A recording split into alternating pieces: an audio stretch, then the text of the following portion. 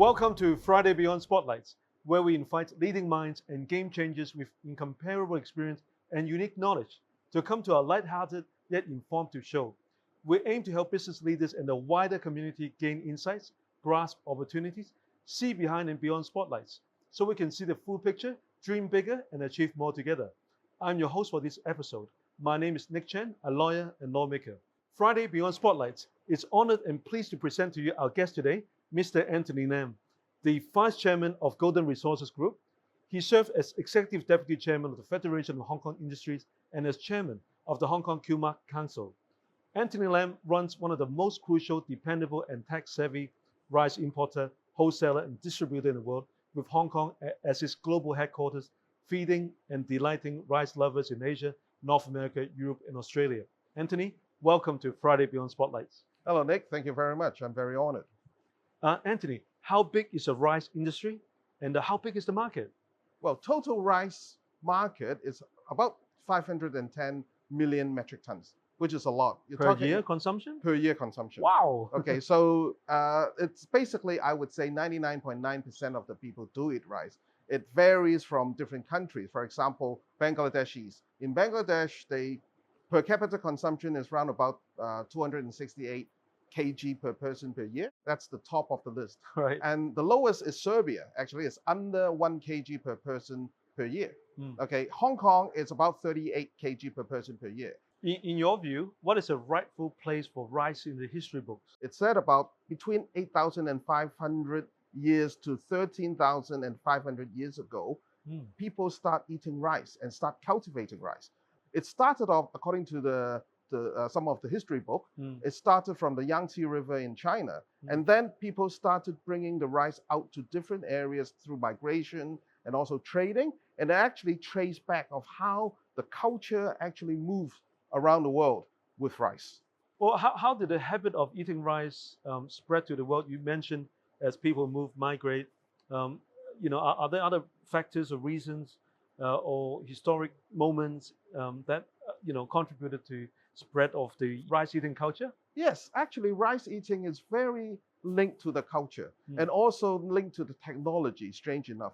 You can see a lot of people actually enjoy now the rice in soup in Shanghai area, the rice in, they call it ochazuki, which is the rice in green tea in Japan. But why would they do it? Why would they put the rice in liquid, like in soup or in green tea? So when they mill the rice, they still have some sand or some rocks, some stones in the rice. So they can't really eat the rice in one big mouthful. So when you put the liquid in the rice, actually all the sand and all the rocks and all the stones actually goes to the bottom.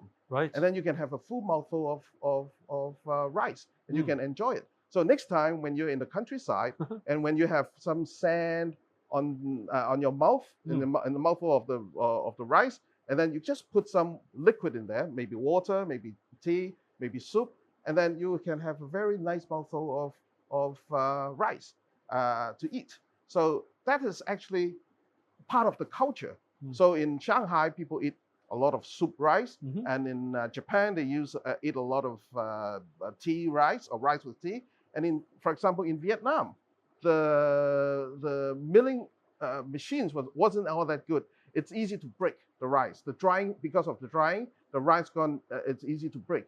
When the rice break easy, though, they have this broken rice cuisine, and this is why it's very unique to that culture. So I thought they break it up just to have a special. No, it's actually at that now they break it up. But originally, it's easy to break. The rice is maybe the drying is not so the techniques is not so high, so the rice breaks up. And because it's long grain, the rice breaks up. And once the rice breaks up, and then people say, okay, how do I eat? It's still rice, but how do I eat the broken rice? So they create a broken rice cuisine. So that's why rice is very attached to the different culture, just like chopsticks. So different culture has different, even if they use chopsticks, they have a different way of eating rice. Well, how is the industry rising to new challenges? You have COVID-19 increasing the cost of transportation. You have urbanization, presumably if less people work in the farms. How are you rising to the challenge? So I think it's more like internationally, yes, urbanization, but yet you have another technique. For example, you have modernization of the machineries. So even with less farmers, they still have a lot of productivity for the rice and the yield of the rice. You look at the Chinese development. The Chinese actually, the hybrid rice, the yield has gone up a lot. So we divided into the growing yield and also the post-harvesting yield. So both are actually increasing. For example, in previously, you talk about the yield from a paddy with husk and with brown or bran and everything.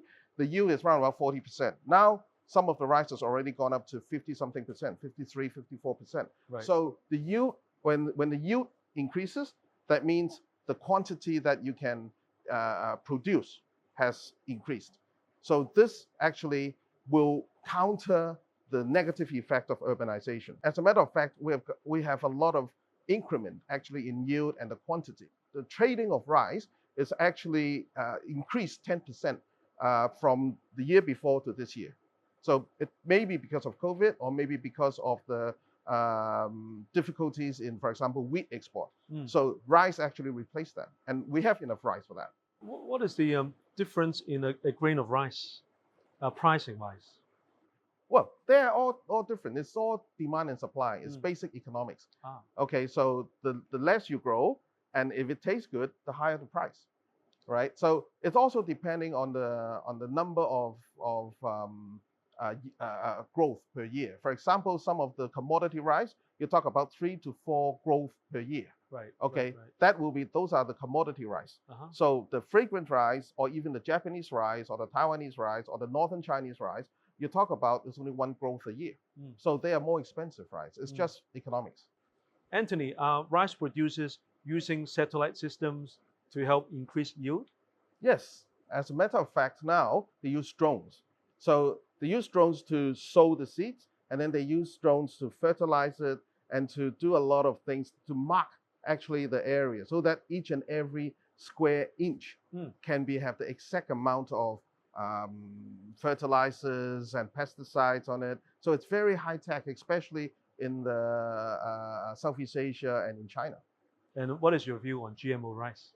Well, GMO rice, it's a big question. Okay, the industry is ready, the technology is ready, but whether the people accept it, that's the question. Basically, GMO solves the world food problem. With GMO, there won't be any hunger in the world, but it's whether the people accept it or not. One of the key area of discussion now is whether they should turn off or turn on the reproduction gene of the GMO rice. Well, there are two arguments for that. So the first argument, if you turn off the reproduction gene, the problem is that when the seed company will control all the rice seed. Okay, once the rice is grown and drop on the ground, it doesn't grow again.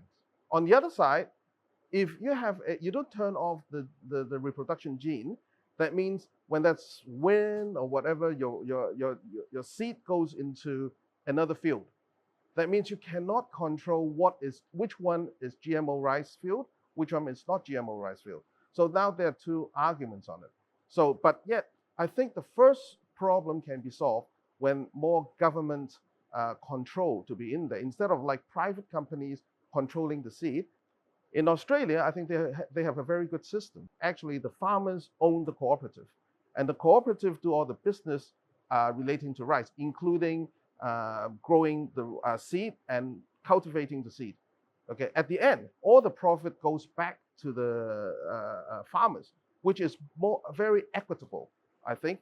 So instead of you talking about corporate doing all these greedy things, it's ended up more sustainable, more equitable, back to the profit is actually back to the farmers. So if that can be pushed into other countries, I think that would be a very good way of doing the rice business there.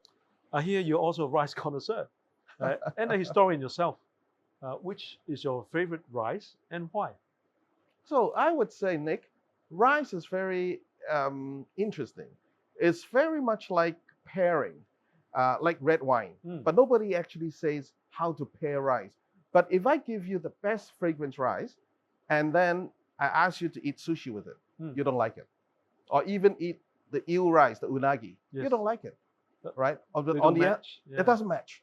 So on the other hand, if I give you the best Japanese rice, and then you cook in a clay pot in Hong Kong, it doesn't match. So the minute you eat the rice, you think, it's not like that. So it's like pairing. Yes. So you have a special rice, for example, if you eat risotto, you do the Italian rice. Anthony, what advice would you give to young people who wish to join the rice industry or wish to support the development of food tech? The rice industry or the food industry is basically like any other industry. It has a lot of opportunities to grow and develop, especially on the technology area. So from what we have developed so far, from zero to bag rice, to vacuum pack rice, to rice with handle, the bag with handle, and then to the degradable bags, and now to the instant rice that is pre-cooked. Okay, there are a lot of development on the rice. So these are all opportunities for the young people to grow.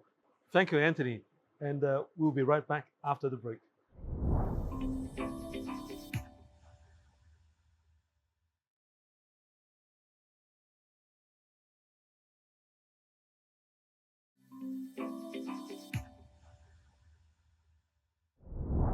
Welcome back to Friday Beyond Spotlights. We have with us today Anthony Lam, the Vice Chairman of publicly listed Golden Resources Group, one of the most crucial, dependable, and tech-savvy rice producer, wholesaler, and distributor in the world, with Hong Kong as its global headquarters, feeding and delighting rice lovers in Asia, North America, Europe, Australia. Anthony also served the industry and the underprivileged communities in many different capacities. Who is Anthony Lam behind the spotlights? Who and what are the defining moments in his life that shaped him to be who he is today? In this show and tell segment, we should go behind and beyond glaring spotlights, as our special guest today, Anthony, shows us an item that has a special meaning that shaped him into who he is today and give him that fierce lion rock spirit. Maybe we can travel in time. Anthony, can you show us that item? Okay, when I graduated from university, I worked in a bank. I was a corporate banker. So after 6 years of working in a bank, I was asked to join the company. So after joining the company, I was expecting a very nice room with aircon, but no, I was put in the warehouse. Okay. So my first job in the rice company is in the warehouse. And my father gave me these. This is the rice hook, which my grandfather gave it to my father. Oh, that's very meaningful. So this is to show, this is actually a hook onto the gunny bag. So if you pull it too hard, you will slash the bag. Of course, if you don't have enough force, you can't do it. So even the people in the management sitting in the office don't know how to handle this. So this is actually a lesson to me, saying that each and every level of our colleagues has a unique skill and which the other people can't replace. So we have to appreciate each and every person in the company. This actually reflects to what the rice business is. Instead of only looking after the shareholders, we look after the stakeholders, which means eating rice with the stakeholders means all of the Hong Kong people. This is the rice spirit. So we do not, like in the bad times, we do not raise the price. We have to look after the people, make sure the people have enough to eat. In the rice business, we have the responsibility as well as the luxury of trading rice. So this is very important. So these are the things that it's put in my office and make sure that this story is told to all the new colleagues that comes into our company. May I have a look? Sure. I am hooked onto the rice culture now. Anthony, modern day people living in cities seem to be living in an age of abundance. Are we producing enough rice? Yes, we have to appreciate all the different rice. Even in Hong Kong, actually some of the rice, like for example, variety called Yiu Tsai, okay, that particular variety was extinct in the 1950s and in the 1960s. But it's because of the new technology with the AFCD, the Agricultural Fisheries and Conservation Department, they actually revitalized this extinct rice. It's like, I would say, the Jurassic rice. This is a local Hong Kong rice which was extinct in the 1950s and 60s. It was amazing. So this is also I brought up to the audience for them to know. And this is the excellent rice from Hong Kong with the DNA proven by the a Chinese university in Hong Kong. So these are the bad times when rice got extinct, but this is now the good time that we revitalize it, the Jurassic rice. So you can see this is the special kind of rice with this Yiu Tsai. So it has a distinct, I would say, vanilla smell. Ooh. And it's a little bit reddish in color. It's very different from any other kind of rice. So the husk has a bit of reddish. So I would say if you see that in Hong Kong, this is our own Hong Kong rice. Well, high food prices have triggered a global crisis that's driving millions into extreme poverty, magnifying hunger and malnutrition.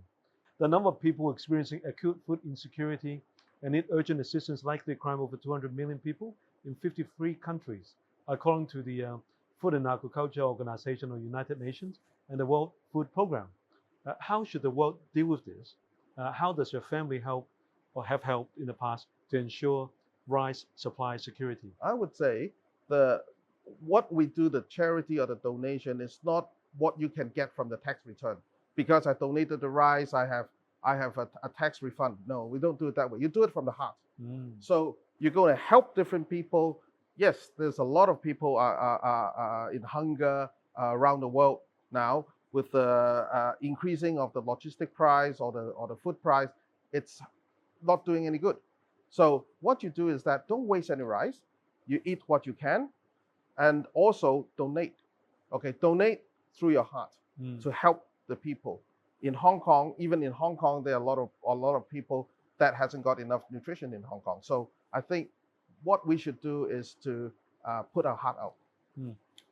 In your group, what kind of ESG programs do you have? So we do have support a lot of the kitchens. We do have a charity rice program, which we don't add any profit. We have cost base going to the charity organizations. So we do all these. I think it's very important for any corporation that is based in Hong Kong and it's growing in Hong Kong. So this is very important for us. In the history of Hong Kong, were there times where we don't have enough rice? And how did we deal with that? As a matter of fact, the Hong Kong government has been doing a very, very good job. So now the Hong Kong government needs all the importers to actually have 17% of their import as reserve stock.